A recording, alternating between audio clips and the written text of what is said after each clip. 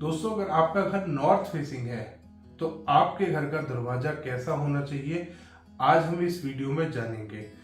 सबसे पहली चीज दोस्तों, अगर आपका घर नॉर्थ फेसिंग है तो ये बहुत एक अच्छी बात है आपके लिए।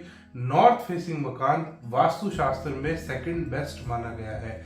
फर्स्ट बेस्ट माना गया है दोस्तों ईस्ट फेसिंग, सेकंड बेस्ट माना गया है नॉर्थ फेसिंग। और अगर आपका भी घर नॉर्थ फेसिंग है तो दोस्तों बहुत अच्छा है आपके लिए, बहुत फायदेमंद हो सकता है अगर आप इसे वास्तु अनुसार बनाएंगे। दोस्तों, सबसे पहली चीज दोस्तों आपको जो ध्यान रखनी है, आपके घर का मेन डोर सबसे बड़ा होना चाहिए घर में बाकी सारे दरवाजों से। जो भी आपके घर में दरवाजे लगे हुए हैं उन सबसे बड़ा आपका मुख्य द्वार होना चाहिए, जो कि आपका नॉर्थ डायरेक्शन में आ रहा है। दूसरा पॉइंट आता है दोस्तों मुख्य द्वार के लिए, अगर आप किसी भी तरीके से पॉसिबल हो पाए तो आप डबल डोर लगा सकते हैं। पहले पुराने जमाने में आपने देखा होगा दोस्तों, आजकल तो सिंगल डोर लगता है, बट पहले दो द्वार होते थे।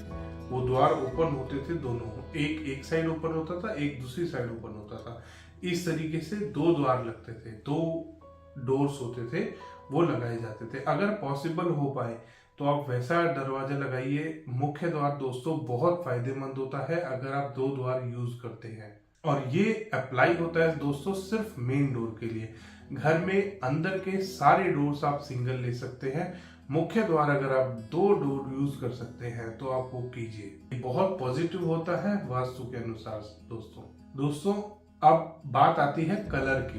तो सबसे पहला जो बेस्ट कलर होता है दोस्तों वो नेचुरल वुड कलर होता है, जिसको टीक कलर भी कहा जाता है। इसके अलावा दोस्तों आप नॉर्थ डायरेक्शन के मेन डोर में व्हाइट कलर यूज कर सकते हैं, ब्लू यूज कर सकते हैं। अगर आप नेचुरल वुड कलर यूज नहीं कर रहे हैं तो आप व्हाइट और ब्लू का इस्तेमाल कर सकते हैं मेन डोर के लिए नॉर्थ डायरेक्शन में। साथ ही साथ दोस्तों हमें कुछ बातों का ख्याल करना है कि हमारे मेन डोर के आगे कभी भी कोई पोल, कभी भी कोई पेड़ नहीं आना चाहिए। साथ ही साथ दोस्तों कभी भी कोई क्लटर हमारे मेन डोर के आसपास नहीं आना चाहिए।